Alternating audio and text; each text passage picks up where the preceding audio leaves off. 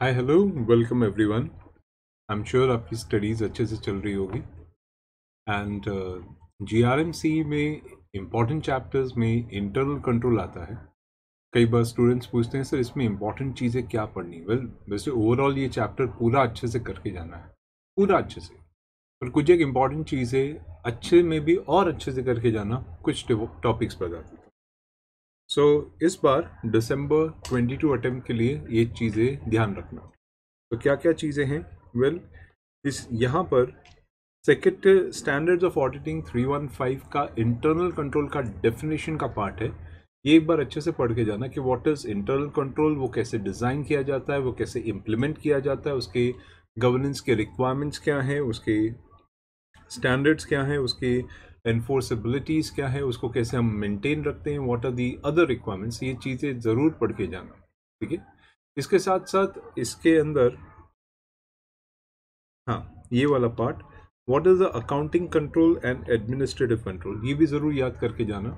ये accounting administrative control total internal control का classification का पार्ट है।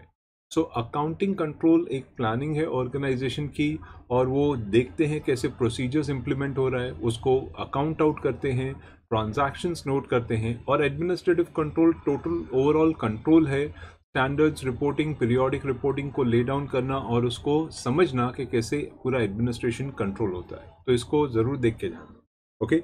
इसके साथ साथ ये पार्ट भी ज़रूर देख के जाना, elements of internal control.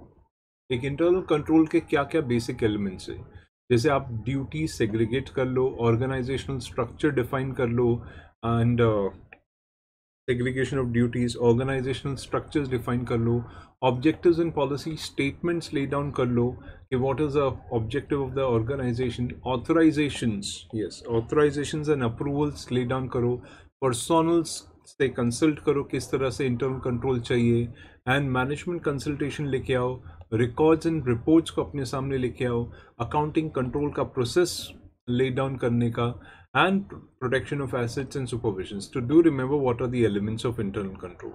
Okay, components of internal control में internal control environment, ये अच्छे से पढ़ के जाना। तो internal control environment एक तरह से किस तरीके से ऑर्गेनाइजेशन को कंट्रोल करते हैं, उसके कम्युनिकेशन, एनफोर्समेंट, इंटीग्रिटी, वैल्यूज़ क्या हैं, उन सब चीज़ों के बारे में ध्यान रखने का रहता है। प्लस और that is communication enforcement values के बारे में, then commitment to competence, participation to those charged with the governance कैसे करते हैं, management philosophy and operating styles क्या है, इन चीज़ों का ध्यान रखना है। Organisational structures, assignment of authorities, human resource, so इन सब चीज़ों को एक बार अच्छे से देख के जाना। उसके साथ साथ एंटिटीज रिस्क असेसमेंट प्रोसेस, ये भी अच्छे से देख के जाना। It's a risk assessment process, how the management identify the business risk in the preparation of the financial statement.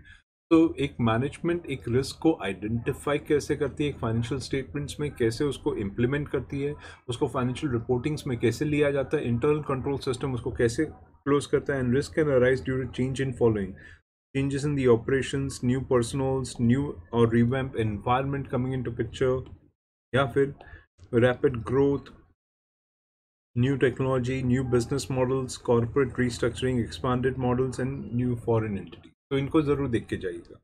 इसके साथ साथ information system including business related information, इसको भी देख के जाना। तो इंफॉर्मेशन सिस्टम्स क्या क्या है?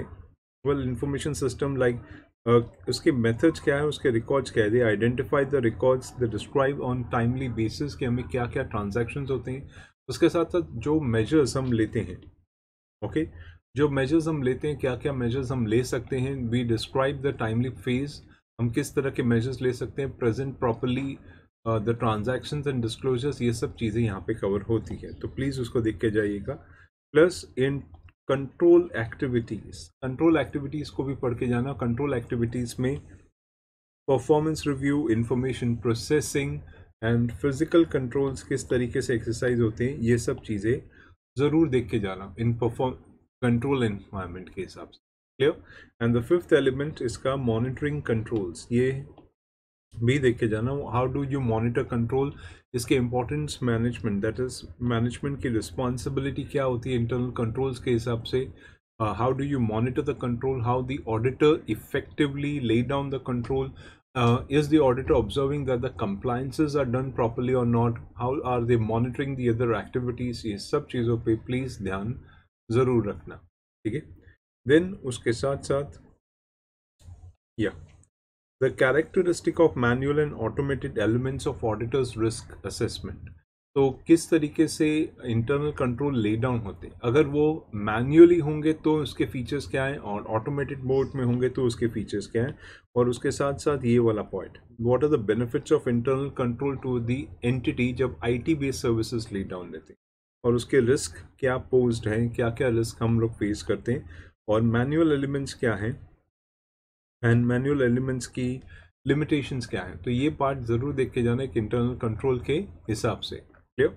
उसके बाद स्टडीज़ के हिसाब से ये भी देख के जाइएगा इंटरनल चेक क्या है। तो if you have to write a short note और a detailed out what is the internal check, तो एक्यूरेट, कंप्लीट, रिलायबल रिकॉर्ड्स रखना, चीज़ों को चेक रखना, चीज़ें बराबर से हो रही है कि नहीं जानने की कोशिश करना, इसके लिए इंटरनल चेक्स चाहिए। और कई जगहों के ऑर्गेनाइजेशंस ने कई तरीक़ों से, स्पेशली ये डेफिनेशन का पार्ट भी देख लेना, एक चेक फॉर क्या होता है और ये चेक कैसे होता है और इसके बेसिक ऑब्जेक्टिव्स क्या हैं। तो एक इंटरनल चेक्स के क्या ऑब्जेक्टिव्स हैं, इस चीज़ का ध्यान रखना, ओके, जो इधर आता है ऑब्जेक्टिव्स ऑफ इंटरनल चेक। तो division of work, fixation of responsibilities, then increasing efficiency of the employees, minimizing errors, prevention of frauds, quick preparation of accounts, facilitating smooth audits, ये कुछ चीज़ें इसके फीचर्स में आते हैं, क्लियर। इंटरनल चेक्स के बाद एक और इम्पॉर्टेंट टॉपिक आता है इंटरनल ऑडिट्स। तो इंटरनल ऑडिट्स होता क्या है, वेल इंटरनल ऑडिट्स के ऊपर एक ब्रीफ अच्छे से शॉर्ट नोट लिख पाऊँ उतना अच्छे से पढ़ के जाइएगा।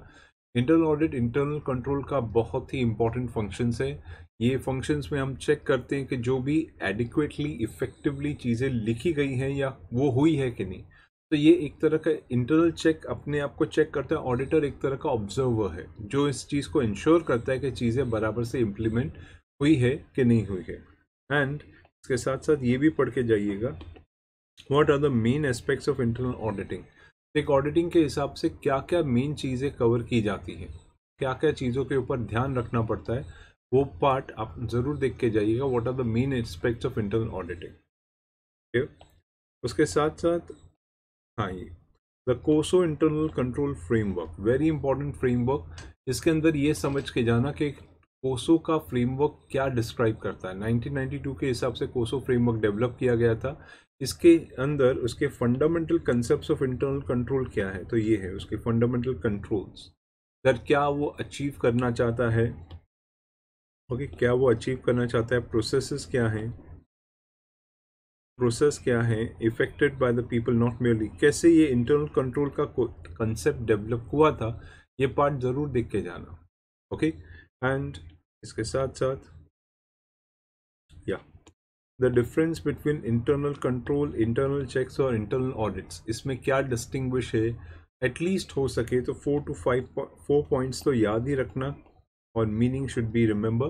तो ये ज़रूर देख के जाना what is internal control components, उसके डिस्टिंग्विश पार्ट्स क्या हैं। प्लस कोसो का फ्रेमवर्क अभी ख़त्म नहीं हुआ है, तो कोसो का पार्ट ये रहा, कंपोनेंट्स ऑफ इंटरनल कंट्रोल। तो कोसो के पार्ट में control environments, risk assessment, control activities, information monitoring, ये क्यूब का एक मेन पार्ट आता है, तो वो पार्ट आपको याद रखना है, okay. This is the cube we are talking about. तो ये 5 एक्टिविटीज़ क्यूब का मेन पार्ट है, 5 कंपोनेंट्स, इसे आपको याद रखना है, ओके। फिर उसके साथ साथ what internal control can do and can not do, that is limitations क्या है, और उसकी एफिशिएंसी ऑफ इंटरनल कंट्रोल्स कैसे मेंटेन करते हो। तो ये बात भी ज़रूर पढ़ के जाना है कि इंटरनल कंट्रोल की एफिशिएंसी उसके सेंसिटिव एरियाज ऑफ ऑर्गेनाइजेशन को स्टडी करके मेंटेन करते हो। इंटरनल कंट्रोल क्या कर सकता है, well internal control helps to achieve the performance and profitability, reliable financial reporting, enterprise compliance with laws, avoid damages to the reputation and avoid pitfalls. तो ये उसके फ़ायदे हैं। लिमिटेशंस के हिसाब से आप बात करो तो पुअर मैनेजमेंट को अवॉइड करता है, cannot ensure success but survival and shift of the policy and how it is conceived and can operate reasonably, likelihood of limitations can be avoided, circumvent the collusion of 2 or more people, design the internal control frameworks, and it is not a panacea, especially ये वाला line। Okay, तो पनिशा मतलब एक तरह का ये कोई अमृत नहीं है या कल्पवृक्ष नहीं है कि ये जो चाहे सब कर देगा. तो there are always limitations in internal control. ये एस्पेक्ट्स को ध्यान रखना. Okay, and yes, roles responsibility with regard to internal control. तो इसमें जैसे मैनेजमेंट एक रोल हुआ. Okay, then board of directors दूसरा रोल हुआ. Internal auditors third and other personals fourth. तो ये 4 एस्पेक्ट्स प्लीज़ ज़रूर देखे जाइएगा कि इंटरनल कंट्रोल्स के हिसाब से उसके management role, board of directors role, internal audit role and other aspects की क्या है. क्लियर. और इस रोल के साथ साथ ये भी ज़रूर देख लेना 134 की रिक्वायरमेंट्स, डायरेक्टर रिस्पॉन्सिबिलिटी. कि डायरेक्टर्स को हमेशा इंटरनल कंट्रोल्स प्रॉपर है कि नहीं वो ले डाउन करना रहता है. And they have to devise a mechanism that all applicable laws are complied with. Clear? तो इंटरनल कंट्रोल का ये चैप्टर इंपॉर्टेंट चैप्टर्स हैं. एग्जाम टाइम पे बहुत सारी स्टडीज होगी, तो जितने टॉपिक बोले प्लीज़ उसको अच्छे से एक बार देख के जाना. Okay, so all the best for your exams. I'm sure you're learning well, but these are just to share you important topics. But please, हो सके तो पूरा जरूर देखिए.